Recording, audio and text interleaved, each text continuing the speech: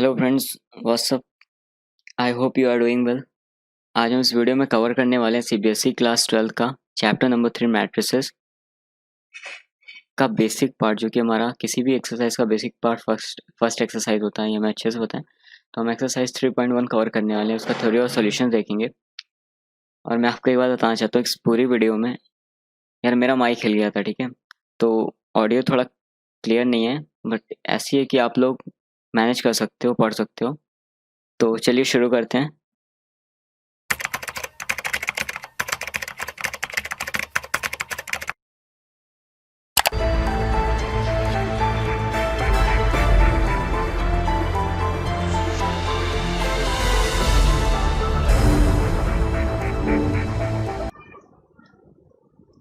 Hello friends, स्वागत है आप सभी का हमारे YouTube channel study with Ravi पर। आज हम इस वीडियो में कवर करने वाले हैं सीबीएसई क्लास 12 का चैप्टर नंबर 3 मैट्रिसेस। तो चलिए शुरू करते हैं। इस चैप्टर में हम सबसे पहले अपना थ्योरी पार्ट कवर करेंगे एक्सरसाइज वाइज, उसके बाद हम क्वेश्चंस करेंगे। जैसे हमारे क्वेश्चंस और सारी एक्सरसाइजेस कंप्लीट हो जाएंगे, उसके बाद हम एनसीईआरटी एग्जाम्पलर के क्वेश्चन करेंगे। देन हम जेईई मेंस के प्रीवियस ईयर के क्वेश्चंस करेंगे, ताकि ये चैप्टर हमारा अच्छे से दिमाग में बैठ जाए। पहले हम इसका सिलेबस देख लेते हैं कि बेसिकली इसके सिलेबस में क्या क्या है। यहाँ सिलेबस में सबसे पहले हमारा कॉन्सेप्ट है। बेसिकली कॉन्सेप्ट में हम ये पढ़ेंगे कि मैट्रिसेस क्या होती हैं, क्यों रिप्रेजेंट किया जाता है, फिर नोटेशन, फिर ऑर्डर, फिर इक्वालिटी देखेंगे कि कब मैट्रिसेस, दो मैट्रिसेस इक्वल होती हैं, फिर टाइप्स ऑफ मैट्रिस देखेंगे। उसके बाद हम ज़ीरो और आइडेंटिटी मैट्रिसेस देखेंगे, और भी कई टाइप की होती हैं, वो सारी हम देखेंगे। उसके बाद हम ऑपरेशंस देखेंगे कि एडिशन और मल्टीप्लिकेशन हम मैट्रिसेस में कैसे कर सकते हैं।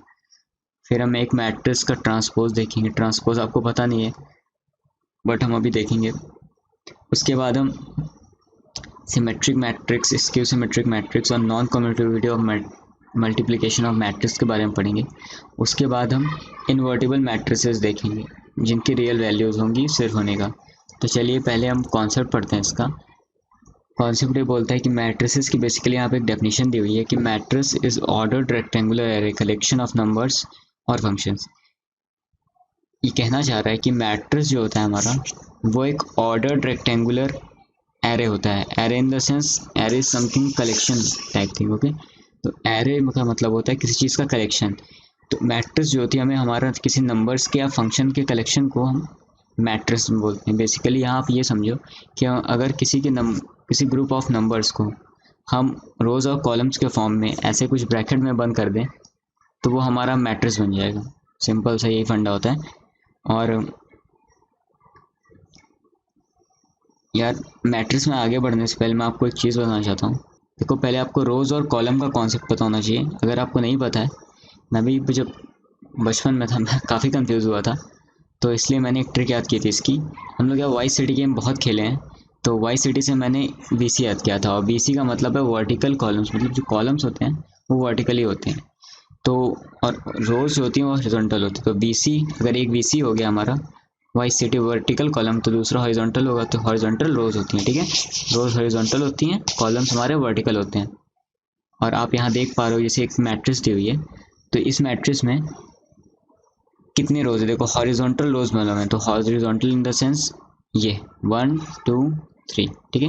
हॉरिजॉन्टली 3 रोज हैं। और कॉलम्स कितने हैं हमारे, 1 2 3। ये हमारे कॉलम्स हैं, ये हमारी रोज हैं। जो हॉरिजॉन्टल हैं वो हमारे कॉलम रोज हैं, और जो वर्टिकल है हमारे वो कॉलम्स हैं। तो चलिए आगे बढ़ते हैं। अब हम देखेंगे किसी और मैट्रिक्स का ऑर्डर क्या होता है। A matrix having m rows and n columns is called matrix of order m cross n, और जिसको हम पढ़ते कैसे हैं, m/n। तो हम यहाँ देख रहे हैं जैसे कि एक हमारे मैट्रिक्स गिवन है। मैट्रिक्स मैंने अभी आपको बता दिया कि कोई भी कलेक्शन ऑफ नंबर्स ऐसे ही ब्रैकेट के फॉर्म में लिख दिया जाए तो मैट्रिक्स है। तो जैसा आप देख पा रहे होंगे, यहाँ एक मैट्रिक्स दी हुई है, A is equals to something. इसमें कुछ नंबर्स लिखे हुए हैं और नीचे इसका ऑर्डर लिखा हुआ है। तो ऑर्डर ऐसे ही नीचे लिखा जाता है, ठीक है। इसे यहाँ 3 रोज, आप देखो यहाँ 3 रोज हैं 3 कॉलम्स, इसलिए इसका ऑर्डर 3,3। और एक बात यहाँ ध्यान देने की ये है कि रोज पहले लिखी जाती हैं, कॉलम बाद में, ठीक है। तो जितने नंबर ऑफ रोज होंगे वो पहले लिखेंगे, कॉलम्स को हम बाद में लिखेंगे, ठीक है। और दूसरी चीज़ हमें ये यहाँ ध्यान देनी है अब यहाँ पे एक रिप्रेजेंटेशन फॉर्म दे दिया है मैट्रिक्स का कि देखो जैसे हम सारे एलिमेंट्स को एक वेरिएबल के फॉर्म में ले लें तो A11 ये होगा, 11 in the sense first row first column, देखो फर्स्ट रो फर्स्ट कॉलम पे ये है, फर्स्ट रो सेकंड कॉलम पे ये एलिमेंट है, फर्स्ट रो थर्ड कॉलम पे ये, तो हमने इसको नंबरिंग कर दिया। ये अब यहाँ से सेकंड रो स्टार्ट हो रही है तो सेकंड रो का फर्स्ट कॉलम का एलिमेंट ये है। तो जो भी इसके अंदर ही जो एंटिटीज़ हैं, मतलब जो भी नंबर्स प्रेजेंट है, फंक्शंस प्रेजेंट होंगे, वो हमारे एलिमेंट्स होंगे, ठीक है, एक मैट्रिक्स के। और आपने ये जान ही लिया, ये बहुत इंपॉर्टेंट है कि रोज़ पहले लिखते हैं कॉलम बाद में लिखते हैं। ये देखो यहाँ पे भी है, रोज़ हमने पहले लिखी है, कॉलम बाद में लिखा है, ठीक है। अब मैं आपको एग्जांपल देता हूँ, जैसे कि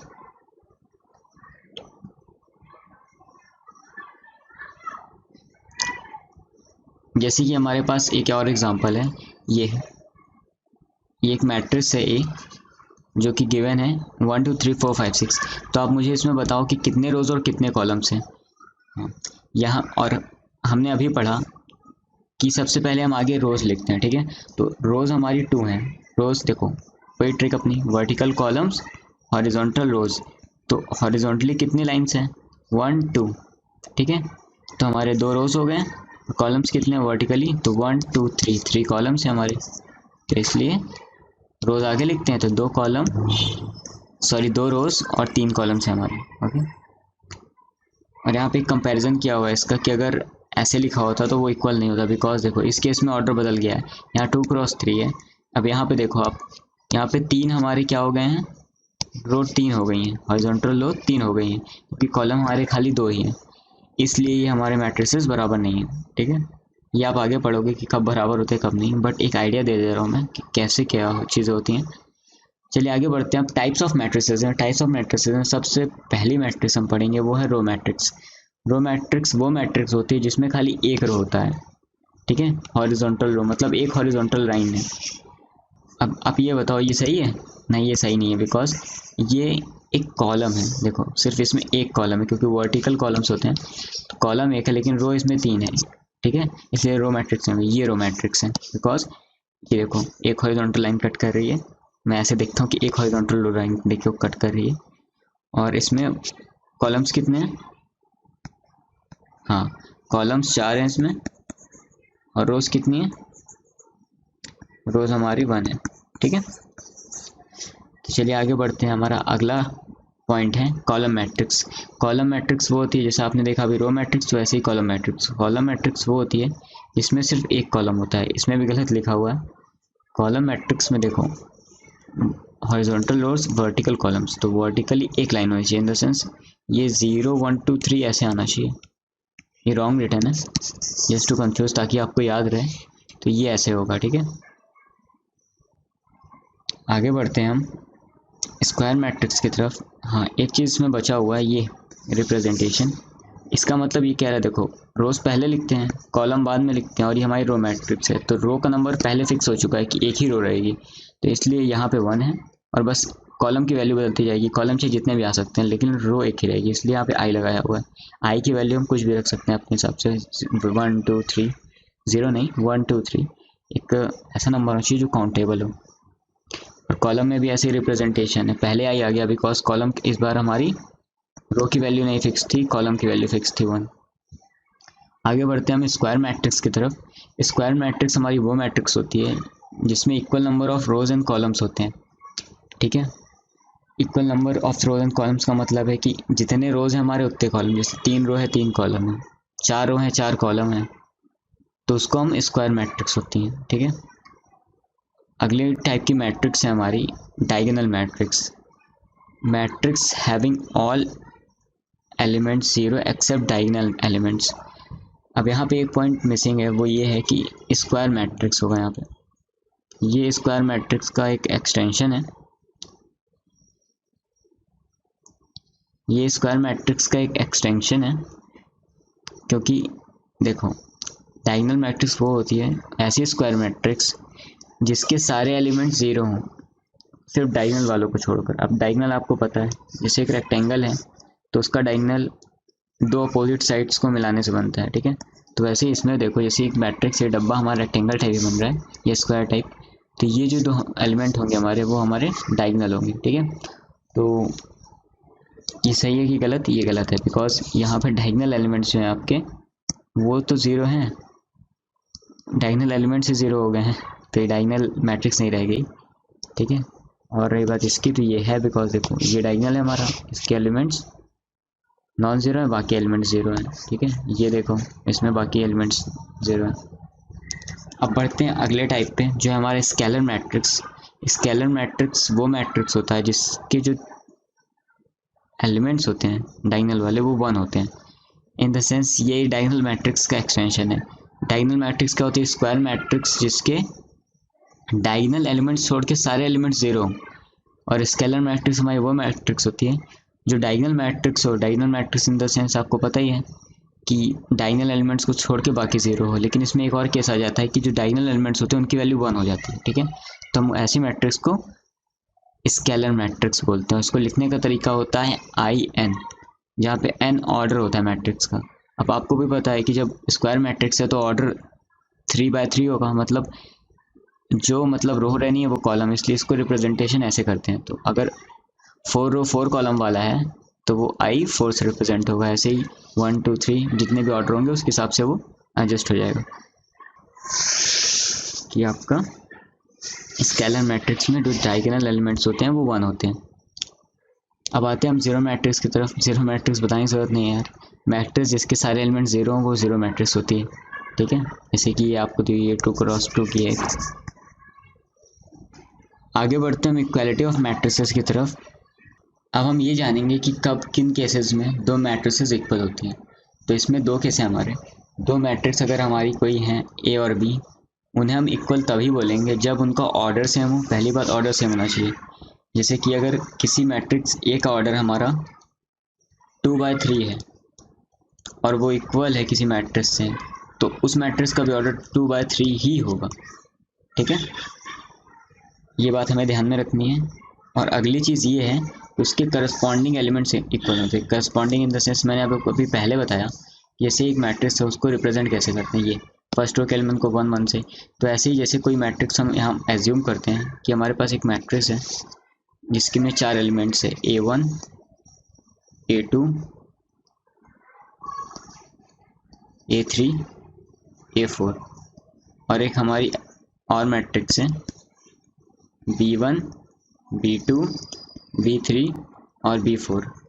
तो ये इक्वल तब होंगी जब इसका पहला एलिमेंट इन द सेंस 1 1 पे जो आ रहा है फर्स्ट रो फर्स्ट कॉलम का एलिमेंट इसके फर्स्ट रो के फर्स्ट कॉलम वाले एलिमेंट से इक्वल हो। वैसे A1 is equal to B1, वैसे ही ये इसके इक्वल हो जाएगा, और वैसे ही ये आपस में इक्वल हो जाएंगे, ये और लास्टली ये। तो ये एक सीन होता है। इसके क्वेश्चंस भी आपके अभी NCERT के एक्सरसाइज में अभी मैं इसके बाद आपको करवाऊँगा।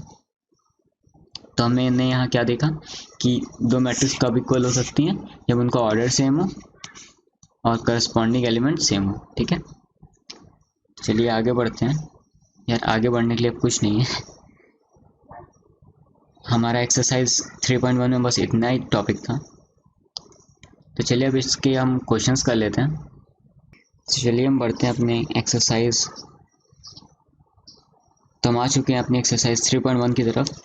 इसका पहला क्वेश्चन दिया हुआ है कि एक मैट्रिक्स हमें गिवन है, हमें उसका ऑर्डर बताना है, और सेकंड इसका पार्ट है हमारा इसमें नंबर ऑफ़ एलिमेंट्स बताना है, और थर्ड पार्ट है एलिमेंट्स की वैल्यू बतानी है, ठीक है।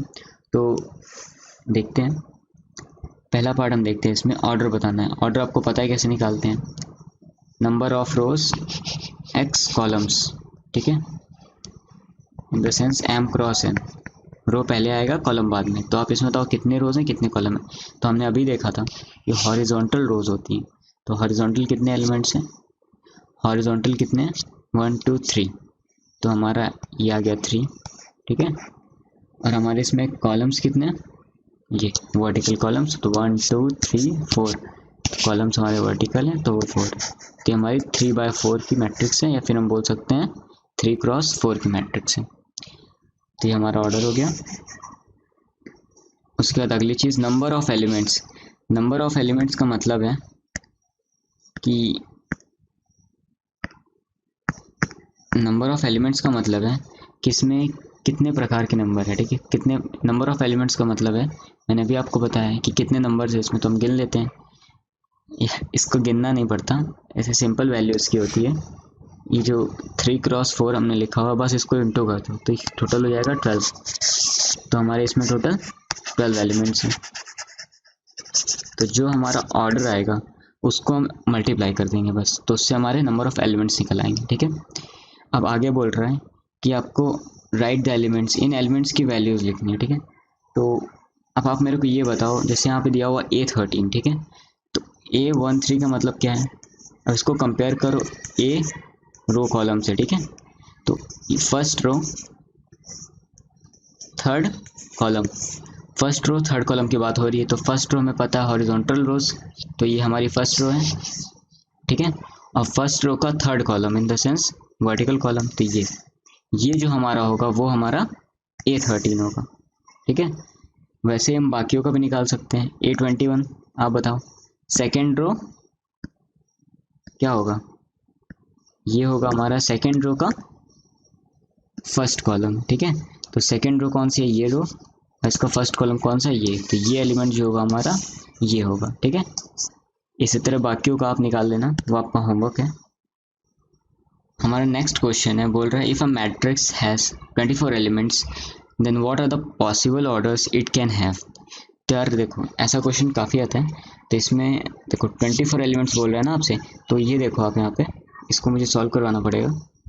24 एलिमेंट्स, तो इसका यार बहुत सिंपल तरीका होता है। इसे बोला कितने एलिमेंट्स बोला इसने, इसने बोला है कि हमें 24 एलिमेंट्स हैं, ठीक है।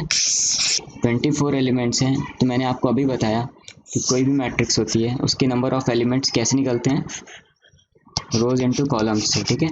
जितने रोज होते हैं मतलब बेसिकली उसके ऑर्डर से, तो रोज इनटू कॉलम से निकलता है। तो आप मेरे को ये बताओ कि 24 के कितने मल्टीपल्स हो सकते हैं, सबसे पहले आप ये बताओ। तो आप देखोगे 24 के हमारे 1, ठीक है, 2, ठीक है, उसके बाद 3, 4, 6, 8, 12 और 24 खुद कितने मल्टीपल्स होंगे। अब आप पेयर्स बनाना स्टार्ट करो, ठीक है। और मैंने अभी आपको बताया कि मैट्रिक्स के केस में रो पहले आता है कॉलम बाद में, ठीक है। तो अगर कहीं दिया हुआ है, फर्स्ट हम बनाते हैं 24 इंटू 1, ठीक है। इसमें भी 24 एलिमेंट्स होंगे, आपको पता है, मैंने बताया कि रो इंटू कॉलम से ही नंबर ऑफ एलिमेंट्स निकलते हैं। दूसरा हमारा क्या होगा, ऐसे ही बनाओ ग्रुप्स, 12 इंटू 2। तीसरा मतलब लास्ट वाले को फर्स्ट वाले से लेते जाओ यार ऐसे, ठीक है। ये इसके साथ आ जाएगा, ये इसके साथ आ जाएगा, ये इसके साथ आ जाएगा, तो ये 8 इंटू 3 नेक्स्ट हो जाएगा। उसके बाद नेक्स्ट हो जाएगा हमारा 6 इंटू 4, ये होंगे।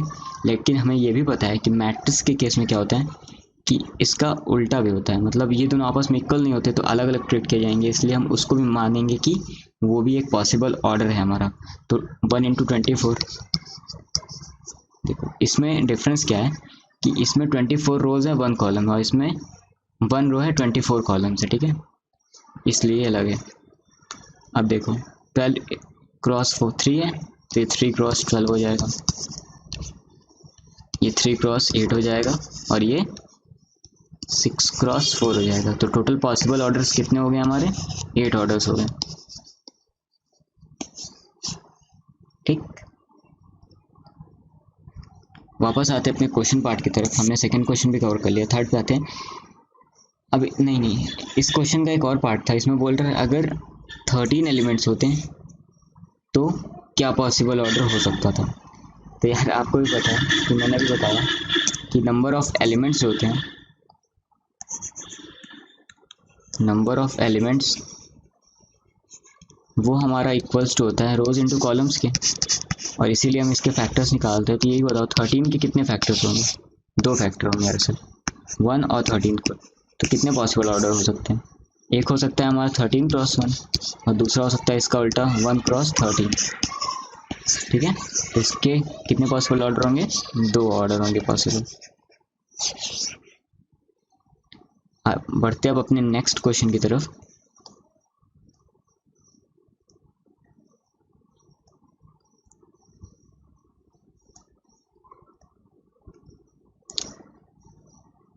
क्वेश्चन नंबर 3 क्या बोलना चाह रहा है, बोल रहा है कि एक मैट्रिक्स है जिसमें 18 एलिमेंट्स हैं, तो उसका पॉसिबल ऑर्डर क्या होगा। ये आपको मैं होमवर्क देता हूँ, ये आप मेरे को निकाल के बताना, और जिसका भी आंसर आ जाए वो प्लीज़ कमेंट सेक्शन में आके लिख देगा जब भी इसका हो जाता है, ठीक है। एक हिंट दे देता हूँ, वही होगा जैसे हमने सेकंड क्वेश्चन किया, सेम वैसे ही है, बस मल्टीपल्स लेना है और फर्स्ट लास्ट का आपस में मल्टीप्लाई करते जाना है, बस निकल आएगा उससे। और 5 वाले का तो आपको पता ही है, 5 के 2 ही मल्टीपल होंगे, 1 और 5, जिसके 2 मल्टीपल होंगे उसके सिर्फ 2 ऑर्डर होता है। तो यहाँ से हमने एक बात और निकाल ली कि अगर हमने क्या बात जानी, अगर if number of elements in a matrix are prime number, is prime. If a number of elements in a matrix is prime, then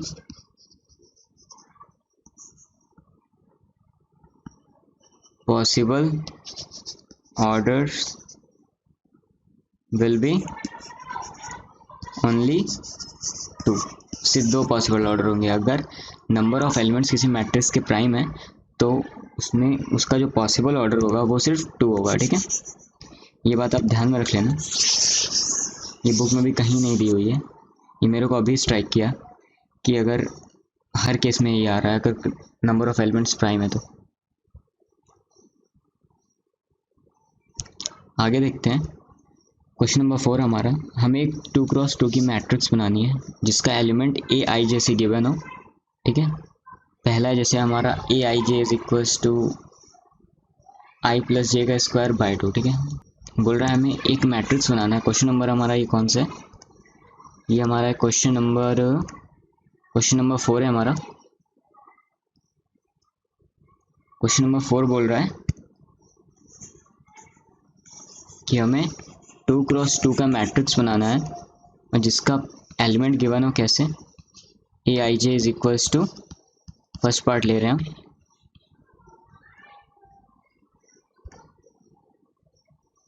A i j is equals to i plus j का whole square divide by 2, i plus j का whole square divide by 2।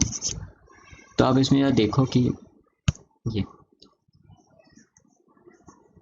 इसको हम अगर करें तो एक बात बताओ, अगर किसी कोई मैट्रिक्स 2x2 ऑर्डर की है तो उसमें नंबर ऑफ एलिमेंट्स कितने होंगे, पहले आप मुझे ये बताओ। सिंपल सी बात है यार, 2x2 की है तो 4 एलिमेंट्स होंगे, 4 एलिमेंट्स, और नंबर ऑफ रोज होंगी 2 और नंबर ऑफ कॉलम्स होंगे वो भी 2, ठीक है। तो वो बनेगा कैसे, अगर हम ऐसे बनाए तो यहाँ 4 आएंगे, ठीक है। तो उन्हीं चारों की वैल्यू हमें निकालनी है। तो ये बताओ पहला एलिमेंट क्या होगा हमारा, फर्स्ट रो फर्स्ट कॉलम। अब हमारी रोज जो होती हैं हॉरिजॉन्टल चलती है, तो फर्स्ट रो सेकंड कॉलम, ये सेकंड रो फर्स्ट कॉलम, और ये सेकंड रो सेकंड कॉलम। तो हमें इन चारों की वैल्यू निकालनी है तो हमारी मैट्रिक्स आ जाएगी।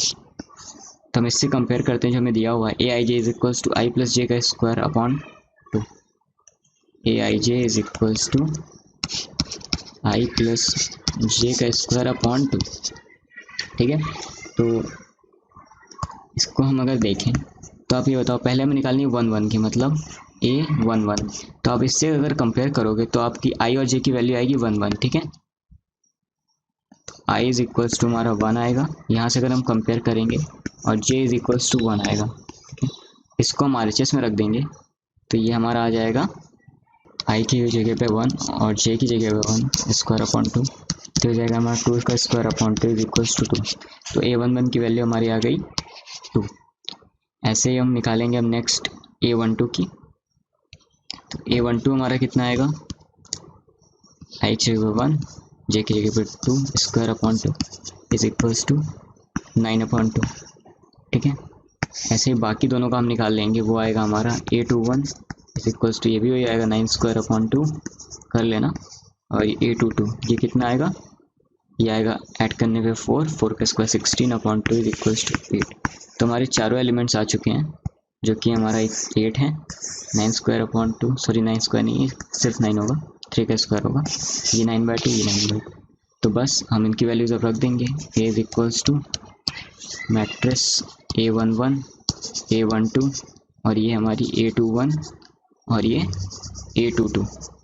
तो इसमें हम जो वैल्यू रखेंगे तो हमारा क्या आएगा, पहले एलिमेंट 2 A12 की वैल्यू 9/2, A21 की वैल्यू ये भी 9/2 और A22 की वैल्यू 8। तो हमारी मैट्रिक्स आ चुकी है।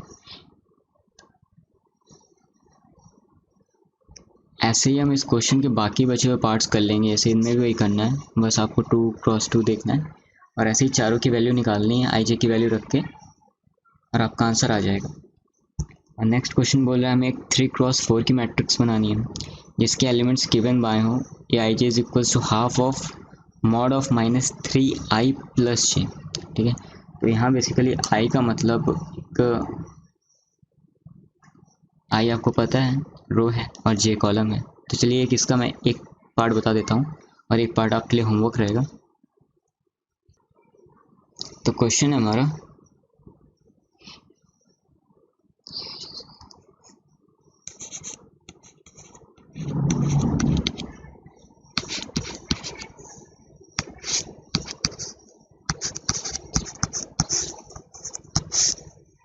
ये क्वेश्चन है हमारा और हमें ऑर्डर किस ऑर्डर की मैट्रिक्स निकालनी है इसमें, जो कि हमारा 3x4 ऑर्डर का होना चाहिए। तो ए 3x4, नंबर ऑफ रोज कितने होंगे 3 और नंबर ऑफ कॉलम्स 4। तो आप मुझे ये बताओ कि मैट्रिक्स हमारी दिखने में कैसी होगी। देखो हॉरिजॉन्टल रोज, तो हॉरिजॉन्टली 3 लाइन्स होंगी और वर्टिकली 4 लाइन्स होगी।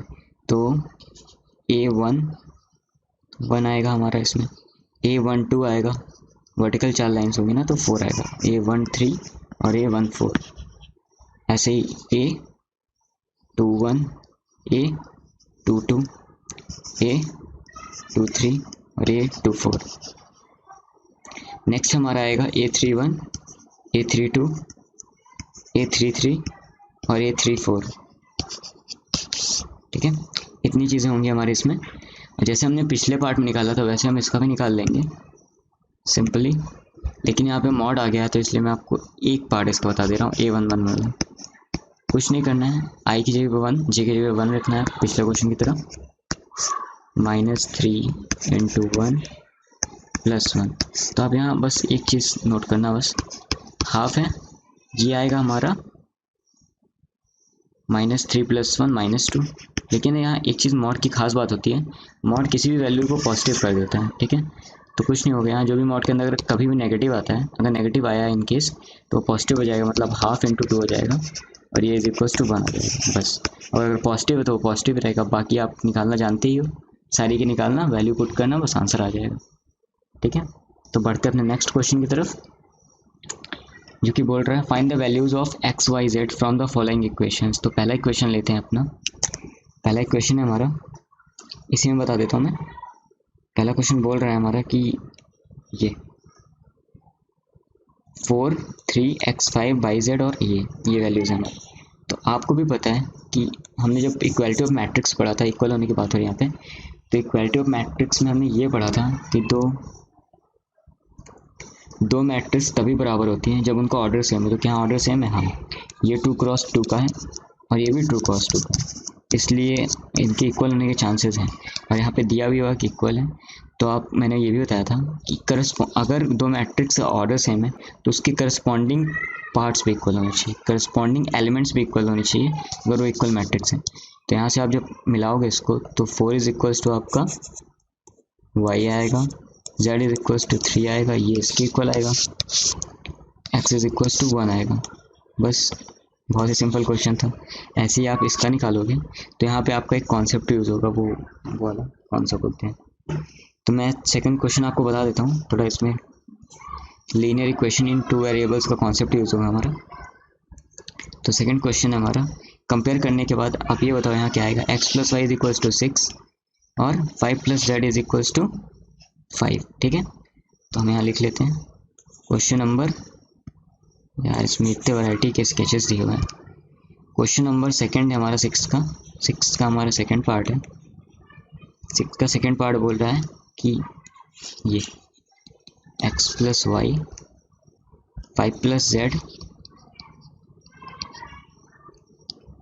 2xy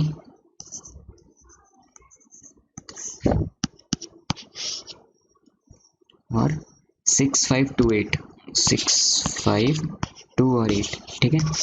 तो इसमें कंपेयर करते हैं हम, तो वही अपना फंडा कंपैरिजन वाला क्या आएगा, x plus y is equals to 6 आएगा पहला, दूसरा z इक्वल टू 2, ठीक है। सॉरी यहाँ पे z नहीं था, ये भी 2 ही है, ये z नहीं है, तो इसको हटा देते हैं। 2 इज इक्वल्स टू 2 कोई मतलब का नहीं है यार, क्योंकि 2 इज इक्वल्स टू 2 होता है। अगली चीज़ 5 plus z is equals to 5, 5 plus z is equals to 5। Third चीज़ जो आएगी वो x into y is equals to 8। ये तीन चीज़ें हमारी निकल के आएंगी, ठीक है। और इसके थ्रू हमें एक्स वाई जेड की वैल्यू प्रेडिक्ट करनी है। तो आप मेरे को ये बताओ, x plus y is equals to 6 दिया हुआ है, ठीक है। 5 plus z is equals to 5, जो इसको हम सॉल्व करेंगे तो ये बताओ 5 उधर ही आएगा, तो z इज इक्वल्स टू 0 आ गया, z की वैल्यू आ गई, ठीक है। अब हम x और y की वैल्यू कैसे निकालें, तो मैं आपको यहाँ पे एक सिंपल फंडा बता देता हूँ।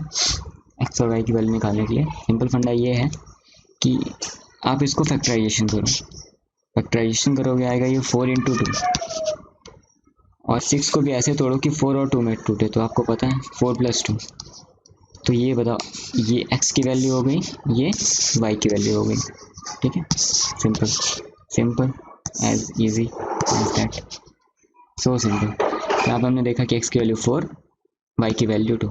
हमें बस ऐसे दो नंबर ढूंढने हैं जिनको जोड़, जिनको ऐड करने पे 6 आ रहा हो और मल्टीप्लाई करने पे 8 आ रहा हो, तो हमने वो नंबर निकाल लिया। मल्टीप्लाई 4 और 2 ऐसे नंबर है, 4 प्लस 2 6 और 4 इंटू 2 8। तो कभी भी आपके ऐसे इक्वेशन बनेंगे तो आप उसे सॉल्व नहीं करना, बस थोड़ा ब्रेन लगाना, फैक्टराइज करना, और आपके तो दोनों की वैल्यूज आप निकाल लोगे, ठीक है।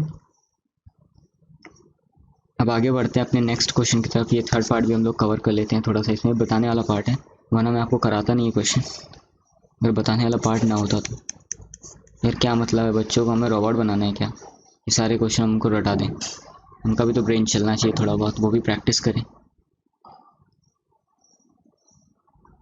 तो आते हैं हम थर्ड पार्ट पे, x plus y plus z is equals to z पहला, एक्स जेड और वाई जेड, ठीक है, एक्स जेड और वाई जेड, और ये किसके बराबर दिया हुआ है, 957 के, 957। पहले आप मेरे को ये बताओ इस मैट्रिक्स का ऑर्डर क्या होगा। इस मैट्रिक्स का ऑर्डर होगा, देखो खाली वर्टिकल लाइन है इसमें, ये ऐड में लिखा हुआ है तो एक एलिमेंट रेट किया जाएगा, तो ये सिर्फ एक वर्टिकल लाइन है, ये आपका, और इसमें रोज 3 है, हॉरिजॉन्टल और एक वर्टिकल। तो रो पहले लिखते हैं, 3 रो वर्टिकल कॉलम, तो ये 3x1 की मैट्रिक्स है, ऑर्डर सेम है हमारा दोनों को, इसमें भी वैसे ही है। तो हम इनको कंपेयर कर सकते हैं, पहले एलिमेंट पहले से, तो x plus y plus z is equals to 9, x plus z is equals to 5 और y plus z is equals to 7। अब आप मुझे ये बताओ, अगर हम यहाँ पे y प्लस जेड की वैल्यू जो हमारी 7 है वो हम इस इक्वेशन में पुट करें तो क्या आएगा, यहाँ आएगा आपका x, y प्लस जेड की वैल्यू हमारी 7 है, तो हमने इसको पुट किया सामने, तो x plus 7 is equals to 9 आएगा। तो यहाँ जब आप सॉल्व करोगे तो x इज इक्वल्स टू 2 आएगा, ठीक, x इज इक्वल्स टू 2 आ गया। अब x का जो 2 वैल्यू आया है इसको उठा के आप इस इक्वेशन में डाल दो, तो जब इस इक्वेशन में डालोगे x की वैल्यू 2, तो z इज इक्वल्स टू आ जाएगा 5 माइनस 2, जब x उधर आएगा तो z इज इक्वल्स टू 3 आ जाएगा, ठीक, z का वैल्यू हमारा 3 आ गया। अब z का वैल्यू 3 आ गया तो इस इक्वेशन में डाल दो, z की वैल्यू 3 आप इस इक्वेशन में आएगा, y इज इक्वल्स टू आएगा आपका 7 माइनस 3 इज इक्वल्स टू 4, तो हमारी तीनों वैल्यूज आ जाएंगी, x is equals to 2, y is equals to 4 और z is equals to 3, as easy as that. तो बढ़ते हैं नेक्स्ट क्वेश्चन की तरफ। नेक्स्ट क्वेश्चन हमारा बोल रहा है कि find the values of a b c d from the equation. यार मैं नहीं करूँगा, ये आपका होमवर्क है। इसमें कुछ नहीं, बस लीनियर इक्वेशन टू वेरिएबल का कॉन्सेप्ट यूज़ होगा। मैं आपको थोड़ा सा हिंट दे देता हूँ इस क्वेश्चन। देखो यहाँ पे भी कंपेयर करोगे आप ऐसे, जैसे इसमें क्या देखो ऑर्डर सेम ही है, तो यहाँ से आएगा a minus b is equals to -1। Second equation आएगा 2a plus c is equals to 5। Next आएगा आपका 2a minus b is equals to 0, और उसके बाद वाला आएगा 3c plus d is equals to 13। तो कुछ नहीं यार, इस इक्वेशन में आप 2 से मल्टीप्लाई कर देना और फिर इन दोनों को आपस में सब्ट्रैक्ट कर देना, ठीक है। 2 से मल्टीप्लाई करके सब्ट्रैक्ट कर देना, तो ये इसमें क्या होगा, b भी कट जाएगा, a बचेगा, वहाँ से a की वैल्यू निकल आएगी, और फिर a की वैल्यू निकाल के इसमें आप पुट कर देना किसी भी इक्वेशन में, तो आपके वहाँ से b की वैल्यू हो जाएगी। और इसमें भी वैसा ही करना, यहाँ 3c के साथ लगा हुआ है, नहीं ऐसा इसमें नहीं करेंगे, इसमें बस एक पार्ट सॉल्व करेंगे तो यहाँ से आंसर आ जाएगा। यहाँ से जब a और b की वैल्यू आ जाएगी, कुछ मत करना, a की वैल्यू यहाँ सब्सटीट्यूट कर देना, a की वैल्यू रखने के बाद आपका c का वैल्यू निकल आएगा, और जब c का वैल्यू आ जाएगा तो उसको इसमें रख देना, तो d का वैल्यू आ जाएगा। बस इतना ही करना है। अगर नहीं आता है तो आप कमेंट सेक्शन में लिख देना, मैं इसका सॉल्यूशन आपको नेक्स्ट वीडियो में करवा दूंगा। बट लेकिन यार मैं चाहता हूँ कि एक बार आप इसे खुद से ट्राई करो, ठीक है। थोड़ा ट्रिकी है इसलिए चाहता हूँ, क्योंकि मैंने बेसिक्स बता दिया है, बस आप थोड़ा क्वेश्चंस को ट्राई करो। मैंने आपको एक हिंट दे दिया है कि कैसे करना है, लेकिन आप प्लीज़ इसको ट्राई करो। अब यहाँ पे पूछ रहा है कि एक कोई मैट्रिक्स है आई जे जिसका ऑर्डर m क्रॉस n, वो स्क्वायर मैट्रिक्स कब होगी। यह सीधी सी बात है, मैट्रिक्स स्क्वायर मैट्रिक्स तभी होती है जब उसके number of rows is equals to column होते हैं, ठीक है। इन द सेंस m और n बराबर होते हैं, सिंपल सा फंडा ये होगा आंसर। यार ये थ्योरी पे हमारे। अब ये फिर बोल रहा है which of the following values of x y make the following pairs of matrices equal. X y की किन वैल्यूज़ के लिए ये मैट्रिक्स इक्वल होंगी। तो यार कुछ नहीं, इनको इक्वल कर लो, तो बस करस्पॉन्डिंग वैल्यूज़ निकाल लो, हो गया। एक्स और वाई की जो वैल्यू आएंगी, कुछ नहीं करना। ये देखो 3x plus 7 is equals to 0, x is equals to 7/-7/3, ठीक है। और y इज इक्वल्स टू, यहाँ से कंपेयर करोगे यार तो आएगा y इज इक्वल्स टू 7, हो गया सिंपल।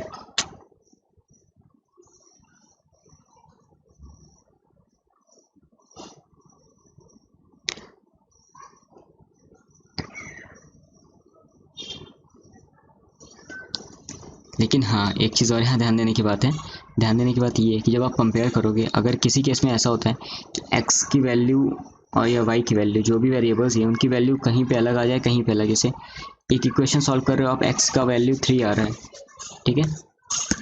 एक इक्वेशन पे आपका x का वैल्यू 3 आ रहा है, एक इक्वेशन पे x का वैल्यू 4 आ रहा है, तो उस केस में क्या होगा कि ऐसी मैट्रिक्स पॉसिबल नहीं होगी, इक्वालिटी पॉसिबल ही नहीं होगी, ठीक है। तो इसमें भी यही ऐसा ही कुछ केस था, जब इसको आप कंपेयर करोगे तो ये 3 उधर जाएगा और 4 इधर आएगा, तो आएगा ये 2/3, ठीक है। x का वैल्यू 2/3 और ऊपर वाले से -7/3 आ रहा था, तो ये हमारा नॉट पॉसिबल टू फाइंड वाला केस है, ठीक है। आगे बढ़ते हैं। आगे हमसे क्वेश्चन पूछा हुआ है the number of all possible matrix of order 3/3 which each enter 0 और 1। कुल मिला के ये पूछना चाह रहा है इस क्वेश्चन में कि 3x3 की कितनी मैट्रिसेस होंगी, कितनी पॉसिबल मैट्रिक्स बन सकती हैं जिनमें जो एंट्रीज है, जो एलिमेंट्स हैं वो 0 और 1 से मिल के बने हो, ठीक है। 0 और 1 सॉरी 0 और 1 से मिल के ना बने हो, 0 और 1 हो, ठीक है। तो इसमें यार क्या बताऊँ, एक परमुटेशन कॉम्बिनेशन का कॉन्सेप्ट यूज होता है, मैं आपको थोड़ा सा समझा देता हूँ। यार पीएनसी पढ़ाने लगे हम लोग यहाँ पे, पीएनसी। इसमें ये होता है कि हम वर्ड्स लेते हैं और नंबर ऑफ पॉसिबल वैल्यूज़ लेते हैं। तो हमारे ये बताओ टोटल कितने एलिमेंट्स की जगह है हमारे, 3x3 है तो हमारे टोटल 9 एलिमेंट्स होंगे, ठीक है। 9 एलिमेंट्स, 9 एलिमेंट्स के लिए 9 डब्बे बनाते हैं, 1 2 3 4 5 6 7 8 9, ठीक है। तो ये बताओ हर डब्बा भरने की हमें पॉसिबिलिटी कितने तरीके से है, 2 तरीके से, 0 और 1। तो हर डब्बे में हम 2 तरीके से नंबर भर सकते हैं, 0 1 0 1 0 1, 2 तरीके से, 2 तरीके, ठीक है। तो परमुटेशन ये बोलता है कि जितने ये पॉसिबल वेज होते हैं वो आपस में मल्टीप्लाई हो जाते हैं, ठीक है, टोटल निकालने के लिए। तो बस कुछ नहीं, कितनी बार आएगा 2, 9 बार आएगा। अब मैं क्या लिखूँ इसे 9 बार, आप ही बताओ। 2 की पावर 9 होगा? 2 की पावर 9 कितना होता है? 512। सिंपल, आंसर हमारा आ चुका है 512। यार अब यार सही टाइम पे इन्होंने मिक्सर चलाया। ये एक्सरसाइज 3.1 हमारी और होती है यहीं पे। तो मिलते हैं हम नेक्स्ट वीडियो पे विद दिस टॉपिक, जिसमें हम पढ़ेंगे ऑपरेशंस ऑन मैट्रिसेस। तब तक के लिए हैव अ नाइस डे। और यार अगर आप चैनल पे नए हो तो इस चैनल को ज़रूर सब्सक्राइब कर देना और बेल आइकन को भी दबा लेना, और इस वीडियो को यार लाइक कर देना और अपने फ्रेंड्स के साथ शेयर कर देना अगर आपको अच्छी लगी हो। तो नहीं अच्छी लगी हो तो यार मेरा चैनल अगर सब्सक्राइब भी किया हो तो अनसब्सक्राइब मार के चले जाओ, ठीक है? No problem. या वीडियो में आपको कुछ कमी लग रही हो तो आप वो भी मुझे मेंशन कर सकते हो, उससे मेरी काफ़ी हेल्प होगी। मैं आपके फीडबैक की आशा करता हूँ कि आप मुझे प्लीज़ इस वीडियो का फीडबैक दे देना, ठीक है? तो मिलते हैं नेक्स्ट वीडियो पे, जहाँ हम इस चैप्टर का सेकंड पार्ट कवर करेंगे। Bye bye, take care.